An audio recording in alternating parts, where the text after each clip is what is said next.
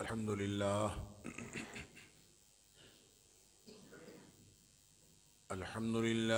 نحمده ونستعينه ونستغفره ونؤمن به ونتوكل عليه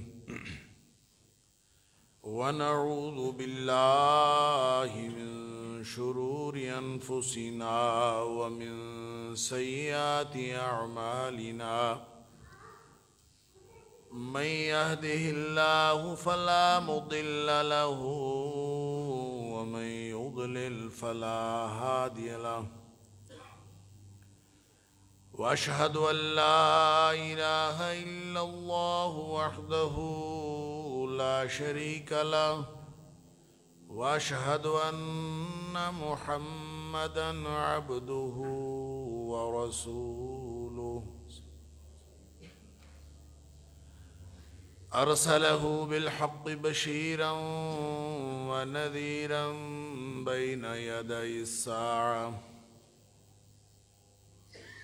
فمن يطع الله ورسوله فقد رشد واهتدى ومن يعص الله ورسوله فقد ضل وغوى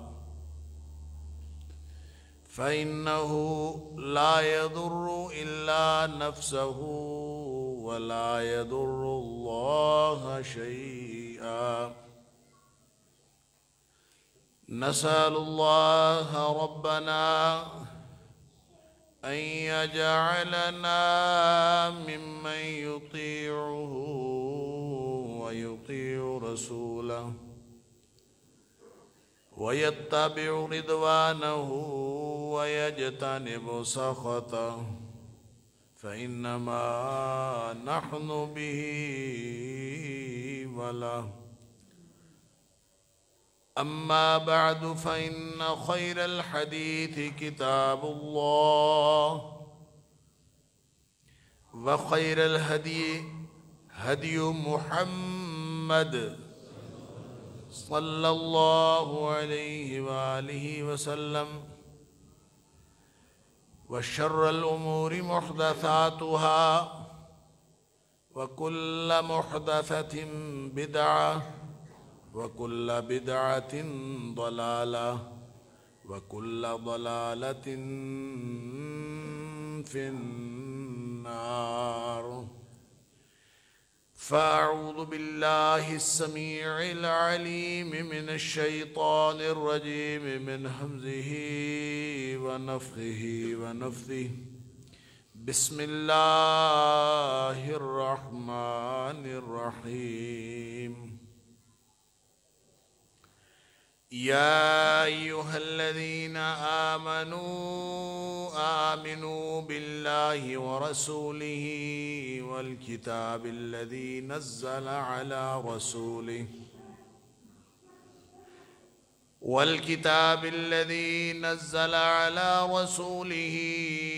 والكتاب الذي أنزل من قبل ومن يكفر بالله وملائكته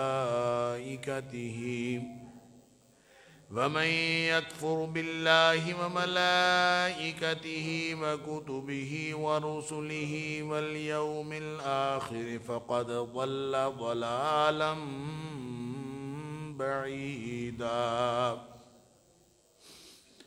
اے ایمان والو، اے ایمان کا دعویٰ کرنے والو، واقعتاً ایمان لا کر بھی دکھاؤ اللہ پر اور اس کے رسول صلی اللہ علیہ وسلم پر اور اس کتاب پر جو اس نے اپنے رسول صلی اللہ علیہ وسلم پر نازل کی، اور اس کتاب پر بھی ایمان لاؤ جو اس سے پہلے نازل کی گئی۔ وَمَن يَكْفُرْ بِاللَّهِ وَمَلَائِكَتِهِ وَكُتُبِهِ وَرُسُلِهِ وَالْيَوْمِ الْآخِرِ، جو کوئی بھی کفر کرے گا اللہ کے ساتھ، اس کے فرشتوں کے ساتھ، اس کی کتابوں کے ساتھ، اس کے رسولوں کے ساتھ اور آخرت کے دن کے ساتھ، فَقَدْ ضَلَّ ضَلَالًا بَعِيدًا، وہ یقیناً دور کی گمراہی میں جا پڑا۔ اللہ کی توفیق سے گزشتہ جمعہ کہ خطبے میں چند گزارشات آپ کے سامنے رکھی تھیں اپنے ایمان کے دعوے کی سچائی کے حوالے سے، کہ ہم سب جتنے بھی مسلمان ہیں ہم دعویٰ تو ایمان کا رکھتے ہیں، لیکن کیا ہمارے دلوں میں ایمان موجود ہے کہ نہیں؟ نہ صرف ہم ایمان کا دعویٰ رکھتے ہیں بلکہ اس کی بنیاد پر بہت سارے استحقاقات، بہت سارے پریویلیجز، بہت سارے فوائد ہم اس دنیا میں بھی حاصل کرنا چاہتے ہیں کہ ہم مومن ہیں، ایماندار ہیں، اور ہمارے اوپر تو اللہ کی رحمتوں کی بارشیں ہونی چاہیے۔ ہم چونکہ مومن ہیں لہذا کامیابیوں کو ہمارے قدم چومنے چاہیے۔ ہم چونکہ مومن ہیں لہذا کافروں کے اوپر ہمارا غلبہ ہونا چاہیے۔ علی ھذا القیاس اس دنیا کے اندر بھی انسان بہت سارے ایسے استحقاق وہ اپنے لیے لازم سمجھتا ہے کیونکہ وہ دعویٰ کرتا ہے کہ وہ ایمان رکھنے والا ہے۔ اور جب بات ہوتی ہے آخرت کی تو آخرت میں تو واحد جو کامیابی کی بنیاد ہے وہ ایمان ہے، اور وہاں تو ممکن ہی نہیں ہے کہ کوئی آدمی بے ایمان آدمی جس کے دل میں ایمان نہیں ہے، وہ دعویٰ ایمان کا کرتا تھا، ایمان اس کے دل میں نہیں تھا، اللہ اکبر، آخرت میں تو ممکن ہی نہیں ہے کہ وہ کامیاب ہو جائے۔ دنیا میں اس کی سچائی دعوے کی یا اس کی تصدیق وہ ایک ابہام والا معاملہ ہو سکتا ہے کہ ہمیں کسی کا پتہ نہ چلے کون مومن ہے کون مومن نہیں ہے، دعویٰ سارے کرتے ہیں، یہاں گدھا گھوڑا سب برابر ہے، سمجھ نہیں آتی۔ بعض اوقات جو اہل ایمان ہیں وہ فاسقوں والے کام کر رہے ہوتے ہیں، منافقوں والے کام کر رہے ہوتے ہیں، اللہ اکبر، اور مطمئن زندگی گزار رہے ہوتے ہیں۔ تو میں اصل میں سورہ نساء کی آیت آپ کے سامنے جو تلاوت کی ہے، اس میں اللہ تعالیٰ نے شاید میرے اور آپ جیسے دعوے دار جو ایمان کے ہیں انہی کو خطاب فرمایا، یا ایھا الذین آمنوا آمنوا باللہ ورسولہ، کہ ایمان کا دعویٰ کرنے والوں ایمان لاؤ بھی تو صحیح، ایمان والے بن کے بھی تو دکھاؤ۔ اور میرا اور آپ کا، ہم سب کا معاملہ، اللہ اکبر، ہم ایمان کا معیار کس بات کو سمجھتے ہیں؟ ظاہری اعمال کو، ظاہری شکل و صورت کو، معمولات زندگی کو، کس سے ہم اندازہ کرتے ہیں کہ فلاں آدمی ایمان والا ہے کہ نہیں ہے؟ کون سی چیز ہے، کون سا معیار ہے، کون سا پیمانہ ہے جس سے ہم دوسرے کو جج کریں یا اپنے ایمان کا لیول چیک کریں، اپنے ایمان کی سطح چیک کریں؟ ہمارے پاس پیمانہ کیا ہے؟ ہم کہاں سے چیک کرتے ہیں؟ اللہ اکبر، مجھے تو یوں لگتا ہے کہ سوائے دعوے کے، چاہے وہ ہمارا اپنا دعویٰ ہو اور چاہے دوسروں کا ہو اور چاہے اجتماعی طور پر سارے مسلمانوں کا ہو، آج کے دور میں فرد سے لے کر اجتماع تک سوائے دعوے کے ایمان کو چیک کرنے کا بھی کوئی معیار باقی نہیں رہا۔ ہم پھر بھی مسلمان ہیں۔ ایمان کا محل کیا ہے؟ سوچنے کی بات یہ ہے کہ ایمان کہاں ہوتا ہے، ایمان جگہ کہاں پکڑتا ہے، ایمان سے کیفیات کیسی مرتب ہوتی ہیں۔ اگر ہم اس کا اندازہ کریں اور پھر نبی اکرم صلی اللہ علیہ وسلم سے اور اللہ کے قرآن سے پوچھیں کہ ایمان کہاں ہوتا ہے، اور وہاں چیک کریں کہ ایمان ہے کہ نہیں۔ داڑھیوں میں ایمان نہیں ہے، پردے میں ایمان نہیں ہے، یہ ظاہری روپ بنا لینے میں یہ مظاہر ہیں، ایمان ہی کے مظاہر ہیں۔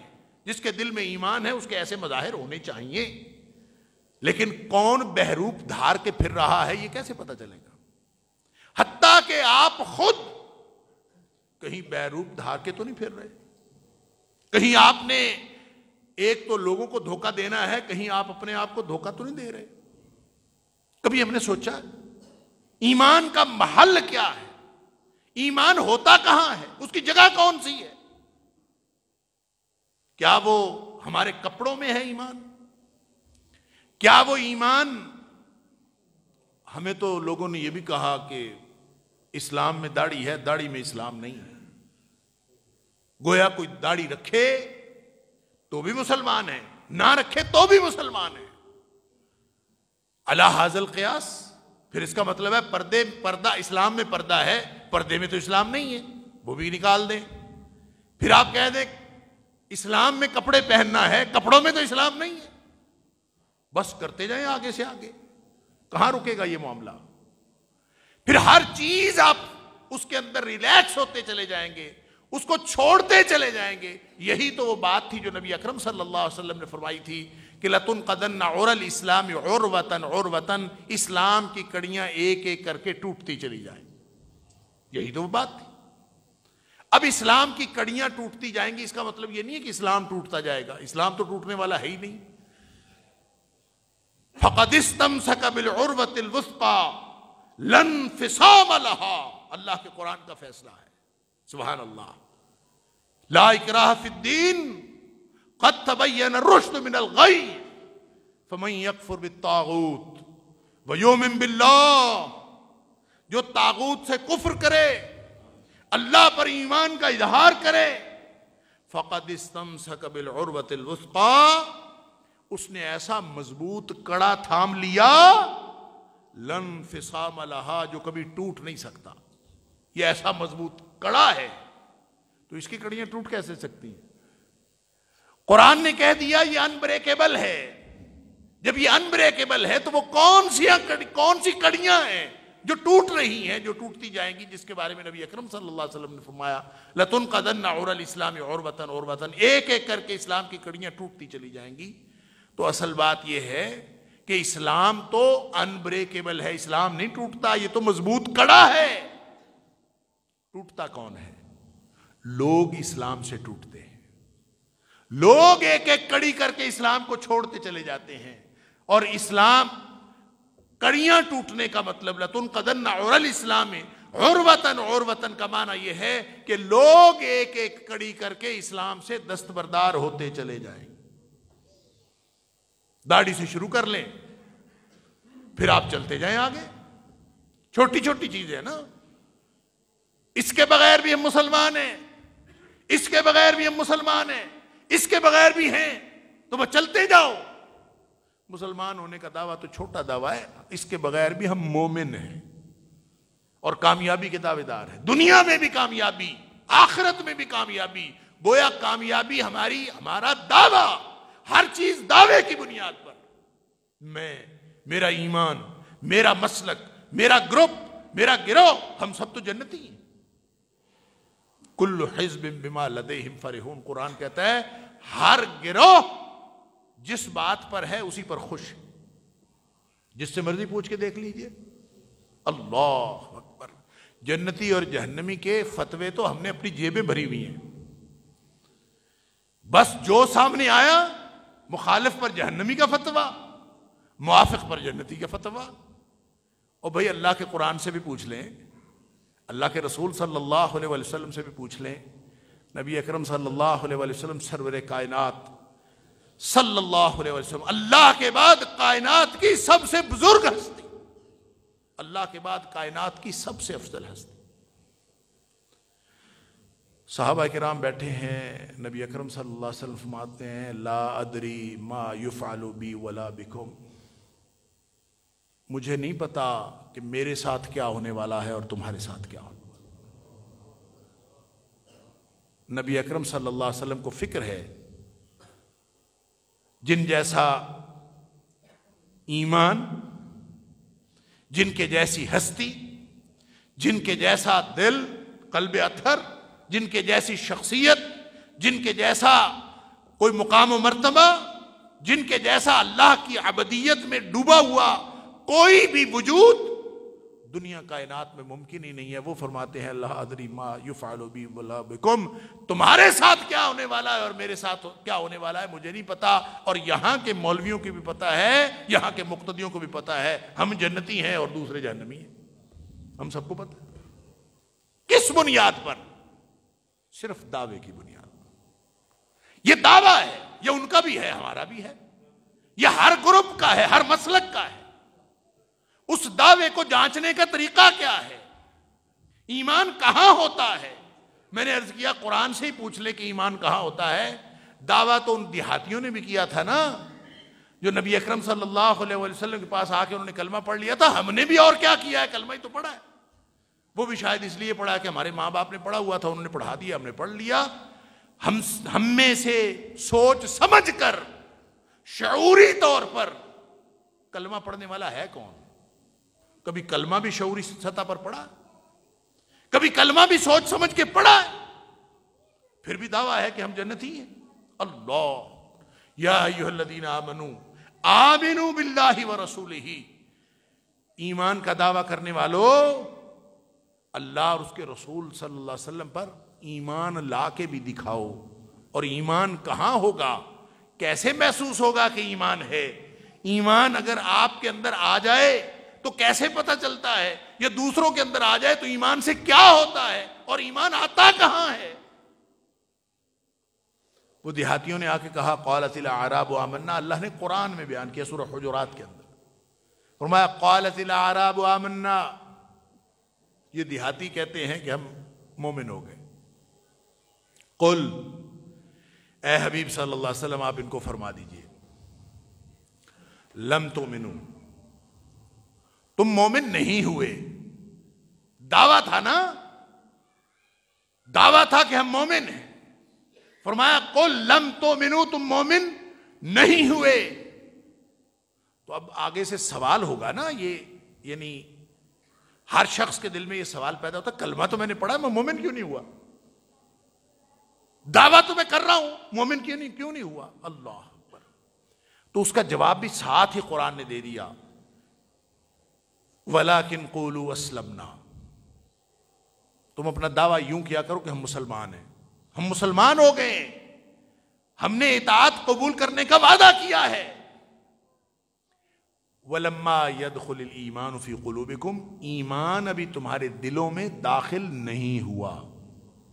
اس کا مطلب یہ ہوا، اس سے کئی مفاہیم نکل آئے. ایک مفہوم تو یہ نکلا کہ ایمان جو ہے وہ دل میں ہوتا ہے. لما يدخل الایمان فی قلوبکم، ایمان ابھی تمہارے دلوں میں داخل ہی نہیں ہوا. تو اس کا مطلب ہے ایمان کہاں داخل ہوتا ہے؟ دل میں. ایمان کا محل کیا ہے؟ دل ہے. اللہ اکبر. گویا اگر صرف اس نقطے کو لے لیا جائے کہ ایمان کا محل اور ایمان کا مقام دل ہے، تو دوسرا ساتھ یہاں سے ایک اور نقطہ ملا کہ ہر دعویٰ کرنے والا، ایمان کا ہر دعویٰ کرنے والا، اس کے دل میں ایمان نہیں ہوتا. وَلَمَّا يَدْخُلِ الْإِيمَانُ فِي قُلُوبِكُمْ، ایمان ابھی تمہارے دلوں میں داخل نہیں ہوا. دعویٰ وہ کر رہے تھے کہ ہم مومن ہیں.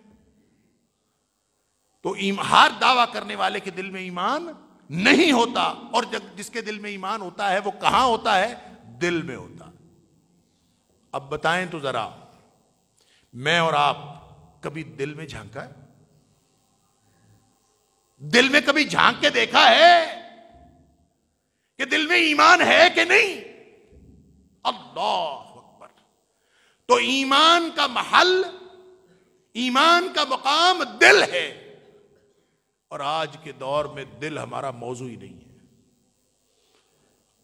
رہی صحیح کسر سائنس نے نکال دی ہے.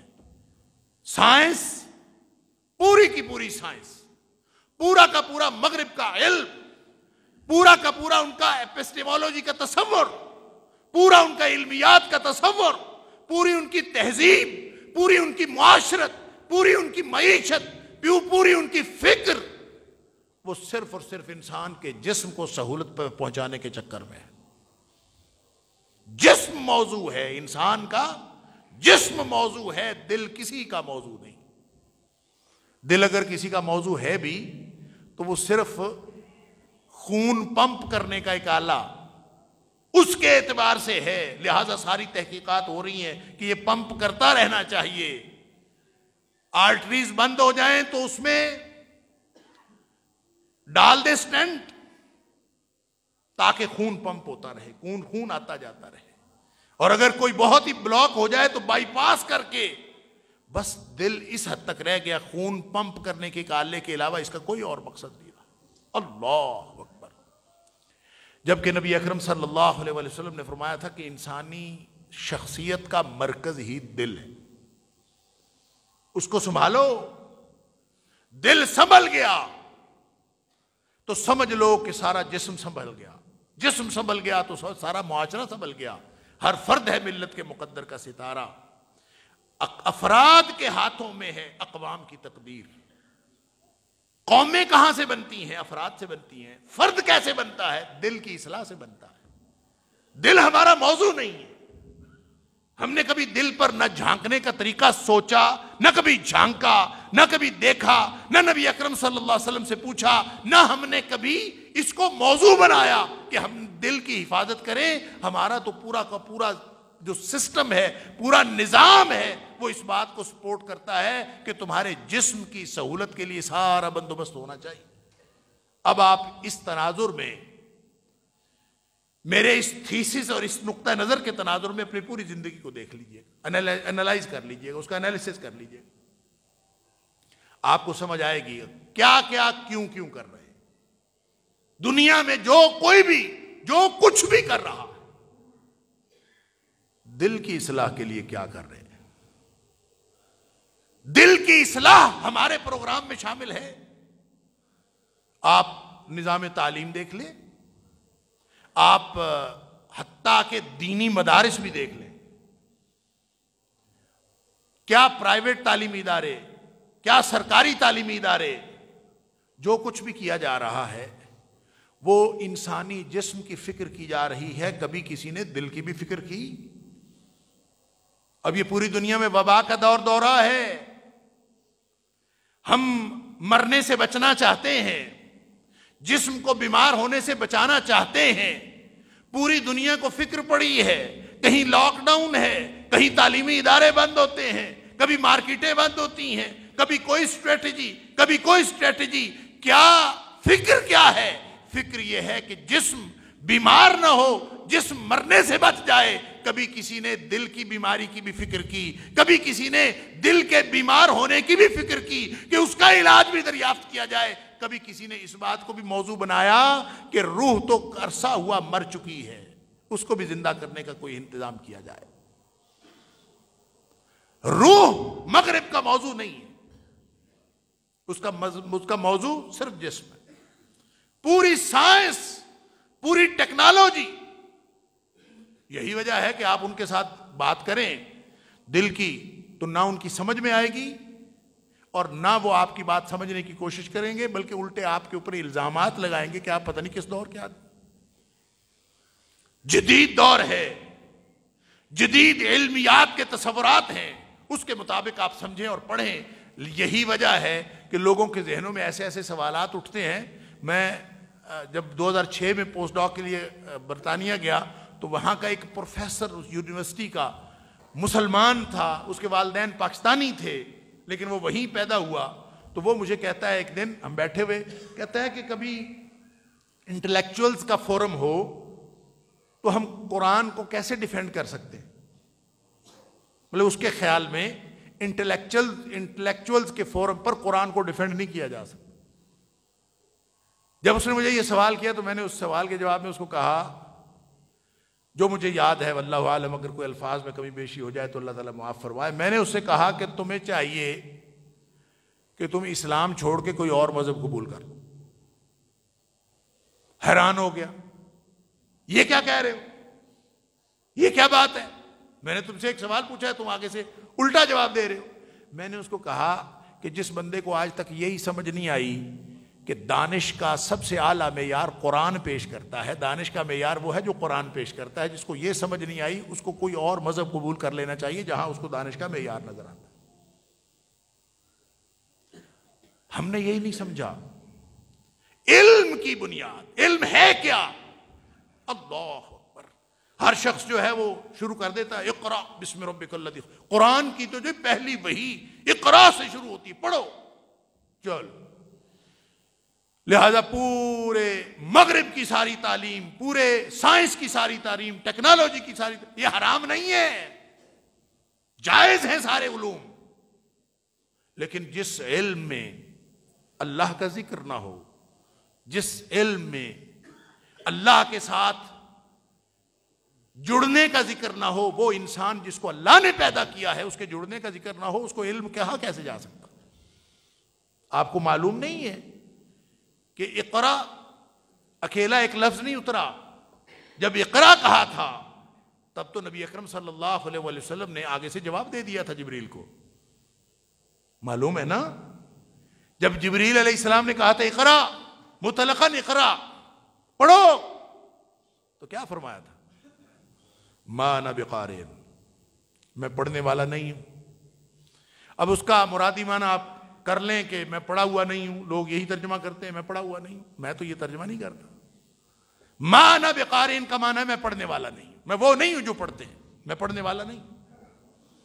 اب میں پڑھنے والا نہیں ہوں، میں اکثر مثال دیتا ہوں، آپ کو بھی دی ہوگی، دوبارہ دہرا دیتا ہوں کہ سورۃ المائدہ میں یہی ترکیب بالکل ایگزیکٹلی یہی موجود ہے. سورۃ المائدہ میں جہاں آدم علیہ السلام کے 2 بیٹوں کا ذکر ہوا تو ایک بیٹا دوسرے کو قتل کرنے پر تیار ہو گیا کہ میں تجھے قتل کر دوں. اذ قربا قربانا فتقبل من احدهما ولم يتقبل من الاخر. 2 بھائیوں نے قربانی کی، ایک کی قبول ہو گئی دوسری کی قبول نہیں ہوئی، تو اس نے فقال انا اقتلک، اس نے کہا میں تو تجھے قتل کر دوں گا. اب چھوٹا بھائی کہتا ہے لئن بسطت یدک الی لتقتلنی، اگر تو اپنا ہاتھ میری طرف بڑھائے گا نا مجھے قتل کرنے کے لیے، لئن بسطت یدک، اگر تو اپنا ہاتھ میری طرف بڑھائے گا لتقتلنی تاکہ تو مجھے قتل کرے، ما انا بباسط یدی الیک لاقتلک، میں اپنا ہاتھ تجھے قتل کرنے کے لیے تیری طرف نہیں بڑھاؤں گا. ما انا بباسط، نبی پاک صلی اللہ علیہ وسلم فرمایا تھا ما انا بقارئ. وہی یہ ترکیب ہے نا، ما کا معنی ہوتا ہے نہیں، انا کا مطلب ہوتا ہے میں، ضمیر متکلم ہے، اور قارئ فاعل کے وزن پہ ہے، باسط فاعل کے وزن پہ ہے، اسم الفاعل ہے، اور اس میں با زائدہ ہے، عربی قاعدے کے مطابق آ جاتا ہے. ما انا بقارئ، میں پڑھنے والا نہیں ہوں. تو جب وہ کہہ رہا تھا ما انا بباسط، آدم علیہ السلام کے 2 بیٹوں میں سے چھوٹا بیٹا جب وہ کہہ رہا تھا ما انا بباسط، میں اپنا ہاتھ نہیں بڑھانے والا، تو اس کا یہ مطلب کبھی کسی نے لیا ہے کہ اس کے ہاتھ میں طاقت نہیں تھی آگے بڑھانے کی؟ کبھی کسی نے یہ معنی لیا ہے کہ اس نے کہا میرا تو ہاتھ آگے بڑھتا ہی نہیں ہے، میں تو ہاتھ بڑھا سکتا ہی نہیں ہوں؟ کبھی اس کا معنی یہ لیا؟ نہیں. وہ کہتا ہے ما انا بباسط، میں نہیں بڑھاؤں گا. کیوں نہیں بڑھاؤں گا؟ اس لیے نہیں بڑھاؤں گا انی اخاف اللہ رب العالمین، مجھے اللہ کا ڈر لگتا ہے جو تمام جہانوں کا رب ہے، مجھے اس سے ڈر لگتا ہے. انی اخاف رب العالمین، انی اخاف اللہ رب العالمین، اللہ جو سارے جہانوں کا رب ہے مجھے اس سے ڈر لگتا ہے، اس کے خوف کی وجہ سے میرا ہاتھ طاقت ہے، بڑھاؤں گا نہیں. اب نبی کریم صلی اللہ علیہ وسلم فرما رہے ہیں، جبریل کہتے ہیں اقرا، آپ فرماتے ہیں ما انا بقارئ، نہیں پڑھنا. وہ کہتے ہیں اقرا ما انا بقارئ، پھر بعد میں پڑھ دیا نا. تو پڑھنے اور نہ پڑھنے کے میں فرق کیا ہوا؟ اگر پہلے پڑھے ہوئے نہیں تھے تو اب پڑھے ہوئے کیسے ہو گئے نبی اکرم صلی اللہ علیہ وسلم؟ حالانکہ کوئی پڑھا رہا ہو اس کے پیچھے پڑھنا تو مسئلہ ہی کوئی نہیں، بچہ بھی پڑھ سکتا ہے، پڑھا ہوا ہو چاہے نہ ہو. لہذا یہ سارا تصور اس وقت کلیئر ہو جاتا ہے، واضح ہو جاتا ہے جب آپ اس پوری وحی کی 5 آیات کو اکٹھا رکھ کے پڑھتے ہیں کہ پہلے جبریل علیہ السلام مطلقاً اقرا کہہ رہے تھے، اور اب جب کہا تو یعنی 1-2 دفعہ بھینچا، معانقہ کیا، اور پھر اس کے بعد جب کہا تو صرف اقرا نہیں کہا، بلکہ کہا اقرأ بسم ربک الذی خلق، اس رب کے نام سے پڑھو جس نے تمہیں پیدا کیا ہے۔ اچھا، پیدا کرنے والے کے نام سے پڑھنا ہے، تو اسی کے لیے تو بیٹھے تھے وہاں، لہذا فوراً پڑھ دیا۔ بات یہ سمجھ میں آئی کہ سائنس پڑھنی ہے پڑھو، میتھمیٹکس پڑھنا ہے پڑھو، فزکس پڑھنی ہے پڑھو، دنیا کائنات کا کوئی علم پڑھنا ہے پڑھو، لیکن اپنے اللہ کو نہ بھولو، اللہ کو جو سارے علوم کا پیدا کرنے والا، جو انسان کے اس پوٹینشل نالج کی صلاحیت کا پیدا کرنے والا اور وہی کا علم دینے والا، اس ساری کائنات کا پیدا کرنے والا، اس کو ہر علم پڑھتے وقت نہ بھولو۔ اگر اس کے نام پہ پڑھتے جاؤ گے تو ساری دنیا کا ہر علم جائز ہے۔ لیکن جب اللہ خارج ہو گیا، اللہ کا کوئی ذکر نہیں، نبی اکرم صلی اللہ علیہ وسلم کا کوئی ذکر نہیں، روح کا کوئی ذکر نہیں، دل کا کوئی ذکر نہیں، باطن کا کوئی ذکر نہیں، ایمان کی کیفیات کا کوئی ذکر نہیں، تو یہ کافر کو تو جچتا ہے، مسلمان کو تو نہیں جچتا نا۔ کافر تو کرے، وہ تو انکار کرنے والا ہے، تو جو ماننے کا دعویٰ کرنے والا ہے اس کو تو یہ نہیں کرنا چاہیے۔ اللہ اکبر، یہ وہ بات ہے جو اللہ کریم نے قرآن میں کئی مقامات پر فرمائی، ما قدر اللہ حق قدرہ۔ اور مسلمانوں، تم نے اللہ کی قدر ہی نہیں جانی، تم کو پتہ ہی نہیں چلا۔ چاہے مشرکوں کی بات ہو، چاہے کافروں کی بات ہو، وہ اللہ کی قدر نہیں جانتے، اور نہ جانے تو وہ تو کافر اور مشرک ہیں، ان کو جچتا ہے۔ تو مسلمان ہو کہ ان جیسے کرتوت کرو، تو پھر یہ دعویٰ ایمان اپنا لے کے پھرتے رہو، اللہ کے ہاں کوئی اس کا اجر نہیں ہے۔ اللہ اکبر۔ اور وہ جو دل ہے، اللہ اکبر، اس دل کی کیفیات جانچنے کا طریقہ کیا ہے؟ دل میں ایمان دل میں ہوتا ہے، اور اس کو جانچنے کا طریقہ کیا ہے؟ کیسے پتا چلے گا کہ ایمان بڑھ رہا ہے؟ کیسے پتا چلے گا کہ ایمان کم ہو رہا ہے؟ اللہ اکبر۔ اور پھر کون سے طریقے ہیں جس سے دل کی کیفیت ٹھیک کی جا سکتی ہے؟ کوئی ہے طریقہ دنیا میں؟ اللہ، ایک حدیث تو پچھلے جمعے میں نے آپ کے سامنے رکھی تھی۔ ان طریقوں کو دیکھنے سے پہلے کہ کس کس ذریعے سے، کون کون سا ٹول ہے جس سے دل کا علاج ہوتا ہے، اس سے پہلے سوچنے کی یہ بات ہے کہ ان کیفیت کو جاننے کا بھی کوئی طریقہ ہے کہ ہم بیٹھ کے ہم یہ سمجھ لیں کہ ہمارے دل کی اس وقت کیفیت کیا ہے۔ اللہ اکبر۔ وہ حدیث سنی ہے نا کہ نبی اکرم صلی اللہ علیہ وسلم نے فرمایا کہ ایک آدمی اکیلا بیٹھا ہو اور تنہائی میں اللہ کے خوف سے، ایک تو تنہا بیٹھا ہو، کیا مطلب؟